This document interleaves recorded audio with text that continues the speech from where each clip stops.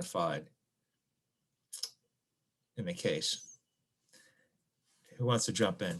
My group said just how authentic they were being and high quality they had for their products. Okay, very good. Others? My group also said how they've been around for a while. They have good relationships with their existing customers, and they have multiple offices, you know, in LA, Miami, Boston, and then they're headquartered in Arizona. So they're all over the place. Can I ask this question? Who are their customers? Collectors. Okay. Who else? That's good, Lexi, but who else? I would say it's like a pretty rich target market. What do you mean rich? It's like one profile that they're like high earners, you mean? Is that what you mean? Yeah. High income, yeah. So I feel like the authentic products are going to be pretty expensive, and it's almost like a status symbol. I don't know. You know, that's a good question, man. I don't know if it is a status symbol option consideration or not. That's a good. I wonder. Not necessarily, perhaps, but you know, maybe for some folks, but not maybe all of them. You know, so I asked the question: who else is the customer besides, like, say, the collectors? Who else is another customer, which we kind of overlook sometimes? Antique stores. Yeah, right. Exactly. Right. They're people, the folks that distribute their product. Right. So let's not forget about them. It's, you know, if you're selling Doritos, right, there's the customer as the end user, people who eat it, but also it's the supermarkets that supply the product also. So let's not forget about the distributors also. So yeah, that's a good point, Chris. All right. So other strengths for we'll answer folks here. Our group said that like they're a sole provider like to clients. They don't like go into retail stores unless they take this deal. All right. You know, I think the relationship they have with their existing retailers is definitely a strength. There's no doubt about that. Okay, very good. Any other strengths for your groups? Just multiple We locations. said that they were kind of like the first company in the industry, and they have like long-term contracts with the stores that sell their products. All right, great. Yeah, I think the relationships, as you know, Lexi, that's a huge bonus. Very good. Alex, did you want to add something there, kid?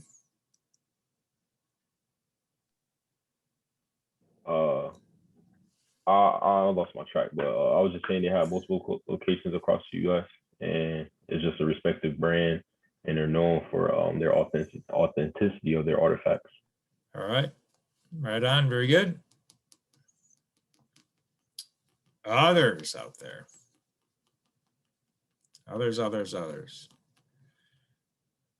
All right, so let's move on to weaknesses. A little bit harder for weaknesses, but I'm sure you could pick out a couple. And so if I haven't heard from any other groups or groups I heard from and those I haven't heard from, what do you say? How about weaknesses? I would say weakness would be like how specific their target market is, because like they said, like it's the antiques between Africa and South America, which is already a pretty like niche market. And then on top of that, they're really like not even trying to get into the replica side of things and just say like as authentic as possible. And I feel like that might be like kind of hard to do because that's just such a select group of people in the world really that might just be a weakness, just like how small the prime market is for them to sell to. Okay, very good. Connor, I think that's good. That's right on. Yeah, our group said a low supply of artifacts and then increased competition within the market. So. Yeah, that may border on threats only because it's external to the organization. So what's that? Sometimes it's hard with weaknesses and threats because, as you know, weaknesses are internal and threats are external. So that maybe because they can't really control the competition. So that probably cross over into threats a little bit. Sometimes it's hard to break between the two. Other weaknesses, it's a little hard for weaknesses for a short case. But I think I take the point about kind of narrowly focus as being a concern. Yeah. So let's Wasn't talk. it, Yeah. wasn't there government restrictions put on that were causing problems for them? It is. Yeah. So once again, we might want to throw that because they can't control that. It might be a threat. Once again, strengths, weaknesses are internal, things they can control. Opportunities and threats are things they can't control. They're external to them. So that's probably a threat, which we'll note as a threat. How about opportunities, though? What lies ahead that looks good for these guys? Our group said they'd have like more steady revenue and like the ability to, kind of like strive in a newer market with, bringing more replicas in. So a new market. So let me ask you this, Cam, and I'll ask this to everybody. How are they doing anyway? How are they doing how's sales? How's business right now? It said it was doing pretty good. What their revenue was like 35 million or something like that. And what trajectory did it have? And that's projected to go up, especially with the replica deal, because that'd be an extra 4 million a year. Is that what they said? Yeah. So, but if you go back and look at the case on the first page, it says that their sales are growing at 20%. So I guess we run back into strength. So it's pretty good. I mean, I don't see too many companies arguing about 20% year-over-year growth, right? So that's not bad. So they're well positioned, which begs the question, do they need to change course, but there's some threats. We'll get to those in a second. So certainly an opportunity is to take this deal and expand their growth, and $4 million, that's not so bad.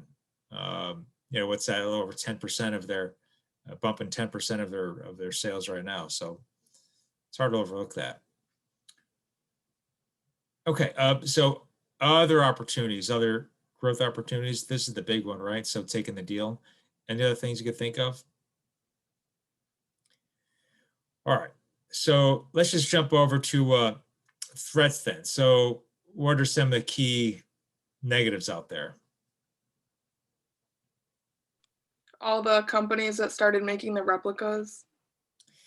All right, and some of those were what there was legit companies and there's the fly-by-night companies. So there was competition coming from both sides there, right? All right, others? They're having supply issues, especially with that specific part of Africa where the political climate's causing some issues there. Right on. So looks like the sourcing is drying up. And I'm not sure who mentioned earlier that the idea that the government is imposing some regulations on this, which could be coming back and causing problems some in terms of actually generating more product. Okay. Other threats out there?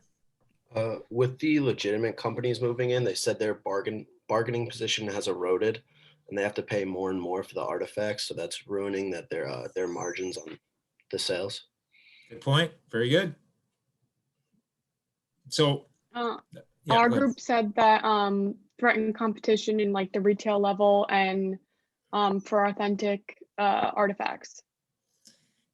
So there's competition in all different angles, competition at the level for the replicas and competition also for the authentic pieces. So, all right, anybody else want to add something else there that you guys thought of? There's only like a certain amount of authentic artifacts out there. So eventually they're going to run out.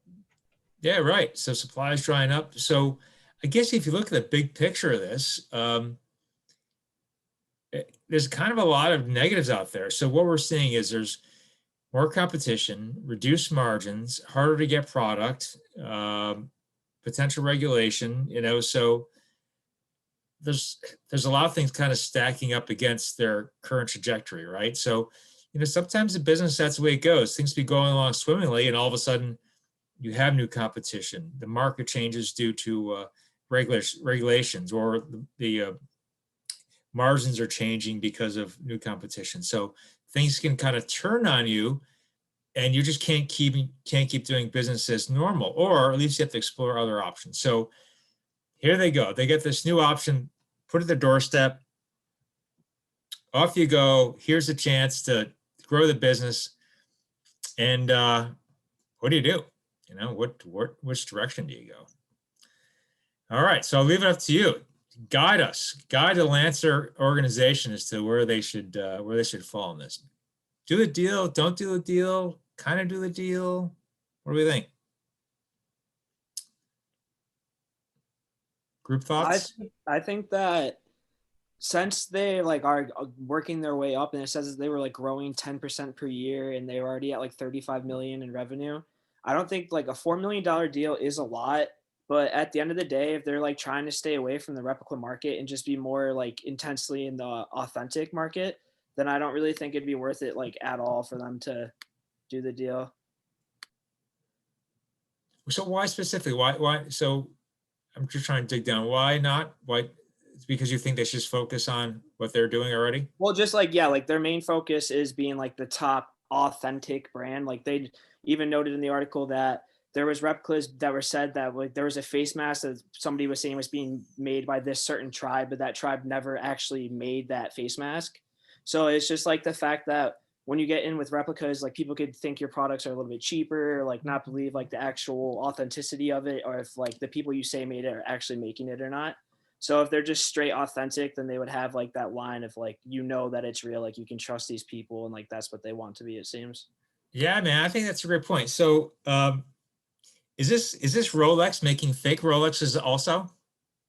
You know what I mean? So they're gonna make the real deal and they're gonna make some fakies and they're gonna sell on the street. Right? Is that what we're doing, or what are we here? Are we real, or are we just phonies here? Replicas, right? They're not phony, but they're replicas, right? So yeah, that's your point. Do you blur the lines between are you real? What are you? Right? So good question. Who else? What else do you think? Other thoughts, group thoughts. Who are my scribes? I agree with Connor. I think that they would probably honestly be fine without taking the deal. And I think that they're doing good enough to be able to retain those customers that they already have and continue building upwards. I think if their financial struggles were a lot more prevalent, then sure, but I don't think they're that bad. Yeah, I mean, it's a great point, Nicole. It's not like they've fallen off a cliff, right? So I think that's a real fair point. Yeah, I mean, if it's not, doesn't sound, it's, you know, this is a case where it's not like they're struggling right now, but there's some concerns on the horizon, right? So that's a fair point. I know you have to anticipate the way the markets are going, but as of right now, it's not a panic. Okay, very good. Other thoughts? Tim, were you the chief in your group? Yeah, we said that like we think they should take the deal just to bring in more profits. And I mean, at the end of the day, like how many like authentic pieces are people really like gonna buy? Like once you have a bunch, I feel like you'll stop buying them and you'll get like a more of a market if you have like replicas that are cheaper. Well, the reality is it's true. I mean, the market for the artifacts is limited, and the supply is drying up. So you do wonder if, you know, that's going to be if the market continue is the case in the end. Is that the direction the market is going? Right. So yeah, it's a tough call. All right. Very good. Gracie, were you the spokesperson for your group? Yeah, I mean, from a business perspective, yes, it probably would be a good idea, but like for their company, I kind of agree with Connor, because I don't think if they want to like continue to have like, if they don't want to have like replicas and stuff, it could ultimately like hurt their company as a whole. If they don't do the replicas. Yeah, no, if they like take the deal, it could. Okay. Yeah. Does anybody think they should continue? Can they do both? Can they adequately do both? Yeah. I feel like they could do both. I feel like if they make the deal, it's not like they also send a letter to all their customers saying, hey, we're selling fakes now too. It's not like it's headline news. No, no, it's not headline news, but people in that world could find out about it though, right? So like going back to my really bad example of the Rolex, if I think Rolex is okay. Well, they're not okay, but they can't control the fakes being out there, so to speak. I know they try to, but they can't really. But all of a sudden they get into the fake market, then their existing customers with the authentic pieces of like, hey, what gives? You're playing that ballpark, and we don't like that. Or is this a case of flattery? Like you can make a case that the sales of true Rolexes go up because there's so many people that buy the fake ones that it makes the real ones look that much better. The demand is there, right? Because where they get replications is sheerest form of flattery, right? So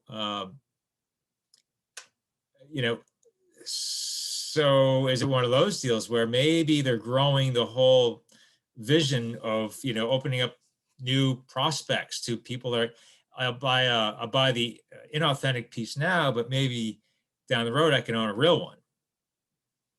Is it one of those things? I would say that like I agree that they could probably make both pretty easily and like still have like the authenticity behind their name. But in the article it says that the president of the company who like offered the big contract said that the contract could have a dramatic effect on how Lancer defines its business.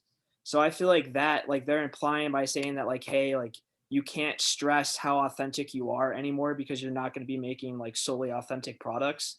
So I feel like that just really messes up like their whole business plan and like what they stand behind. But like they could make like less amounts of replicas, but I just feel like this particular deal kind of like changes who they are per se. Yeah, and I tell you, I think a great point, Connor, and a couple of thoughts on that too. You did say that they can make them fairly easily, but it did say at the end of the case that they'd have to triple the amount of output they have, so they have to have a commitment to. There's a financial commitment to this deal, right? So they have to build infrastructure to produce those extra units. So that's one commitment that's you have to contend with. And the other is, let me ask you this. So in a broad question, who do you have more faith in? Who do you think is more loyal? Their existing distribution base would mean their current retailers or the department store? Who's more loyal? Their existing customers. Okay, so how are they going to feel about you all getting in the replica market with a department store? Down is right. They're not going to feel too good about it because it is like, wait a second, I got this relationship with you. We're getting along great. It's me and you. I know things are a little bit tough, but we're working it out. And then all of a sudden someone comes along and says, hey, what do you say? Let's make a deal. And it's, whoa, right? It's, you turn on me, man. If you turn you're on me because you're doing the other thing, I'm not so sure our relationship can be the same as what it was, right? So that's a problem. They don't know how they're going to react. And what if you start dancing with the department store and it doesn't work out? And why wouldn't it work out? What's some of the downfalls of going with the department store? What I'm thinking in particular, they committed, but did they really commit? That department store, did they really commit?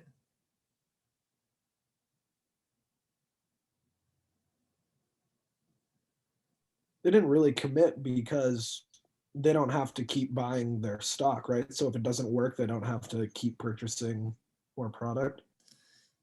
You got that right, kid. So there's other groups out there, right? So what if they're selling these replica items to, let's just call it $50, right? So Lancer charges $50 to XYZ department store. So what's going to happen after a while is XYZ is going to be approached by, another company that makes replicas and say, I'll tell you what, we'll sell them to you for $40. Oh, so then what? If you're a department store, like, no kidding, I can get these for $10 cheaper. Huh. Lancer's been nice. Take care. Good luck in your other business ventures, right? So there's not a lot of loyalty with the department stores, and that's potentially a concern also. And then So you know how this goes, right? Is you reach for the stars, you reach for where you think the growth is going to be. It doesn't work out, and then you go back to the person you were dating before, the retailers, the old distributors, and say, "Hey, how we doing? Let's hook up here. Let's get together and talk." And they're not going to be too psyched with you, right? So that's one of the concerns. Also, is that do you semi burn the bridge with your existing distributors if you go and have a relationship with the department store to supply them product? What are we doing? So let me ask you. So of the groups that are out here, there was 8 groups. I want to hear from 8 voices. What do you guys thought of? Not maybe right now, but your spokesperson.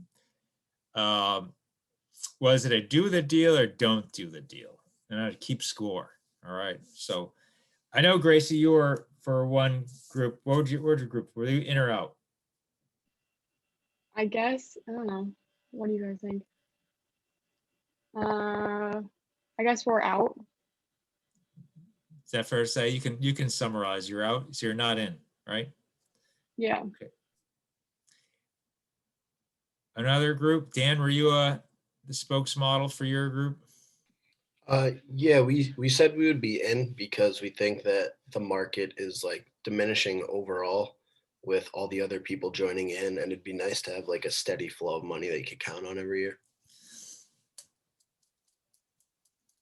It's a nice kicker. It is a nice bounce. All right. All right. Group 3, whoever you are, chime in. I don't know if that was us or not, but we said that we were going to be out. Any main reason? I was in Connor's group, so everything that he already said. Okay. All righty. Who else? Tim, did you? Yeah, our group was in on the deal. Just because the artifacts are not always going to be around, and it's nice to have a backup, I'd say. Go where the money's flowing. All right. All right. We had 8 groups. We are tied now at 2-2. Next.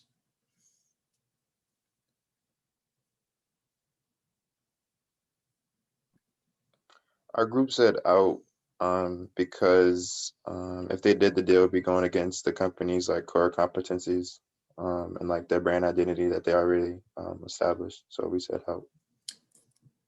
Nice marketing lingo right there, Kendall. Core competencies, you know, what you're known for, your brand identity. Well done. Yeah, I agree with both those sentiments, right? So core competencies, their core competency is not being replica producing machine. Their core competency is, you know, sourcing authentic pieces and making it through the distribution channel. Right on. All right. No has taken the lead 3-2. I have 3 more group inputs. We would be out as well for the same reasons, kind of that it goes against their identity. All righty. I'm looking at 4-2. Others, last 2 groups.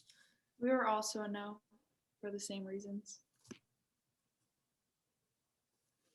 Noah's taking a strong lead. All right, so right now we are sitting at 5-2 in the last group we haven't heard from. Group also said no, but going forward, just kind of what Kendall was saying, another reason why we say no is just because the replicas that will be created, they could also take away the authenticity from each artifact, so people could just create these replicas without it even meaning truly to like the heritage where it came from.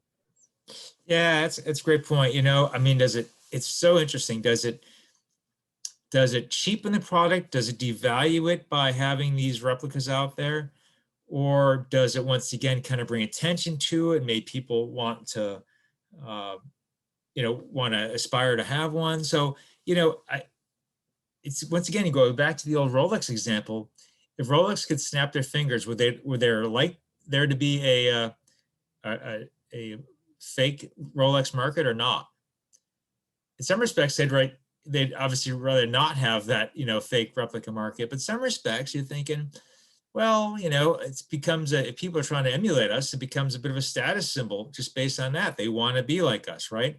If someone's trying to knock you off, it's a compliment in some respects. So, yeah, it's a tough one. It really is tough. Does it cheapen it, or does it make it even that much more, I guess, valuable and prized? So that's a tough one.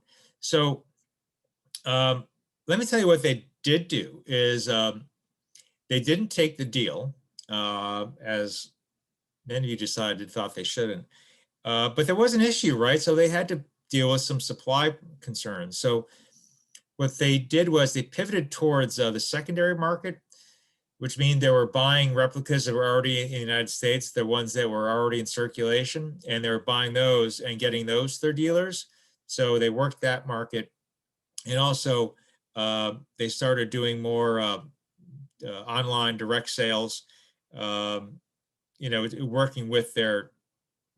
in conjunction with their existing retailers to avoid the problem. So, it's I'd agree with that. I think a lot of you guys made some great points. You can make a case either way, right? That's why it's interesting. Is the market going there or not? But I think given the circumstances of, they're not crumbling yet, and you're just not sure if you can trust that new department store, or if it's just a fad and it's going to go away.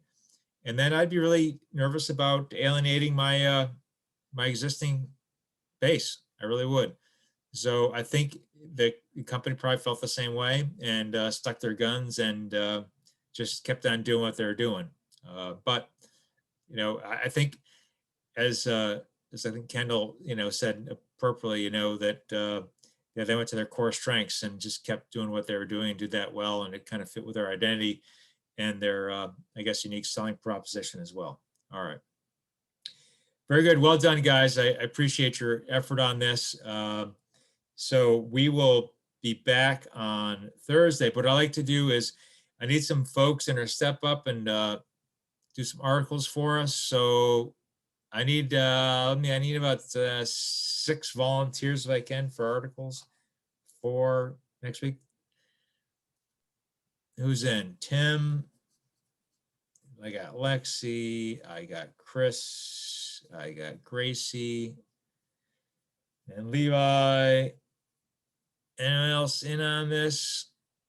You want to do one? Don't hold them all to the end because you'd be stuck. Alex, you want to do one? All right. So I got Alex, Levi, Gracie, Chris, Lexi, and Tim. You said for next week, or is it for Thursday? For Thursday. Excuse me, for Thursday. Yeah. So if you didn't raise your hand and you come across something of interest, by Thursday, you read an article, you find it to be cool and you want to talk about it, you're surely welcome to jump on board for Thursday with an article, knock them off because, the semester gets old pretty quick, surprisingly enough. All right. We good? Okay. Hey, thanks folks. And I'll catch up with you on Thursday. All right. Thanks. All the best. Thank you. Take care. Everyone. Thank you. See ya.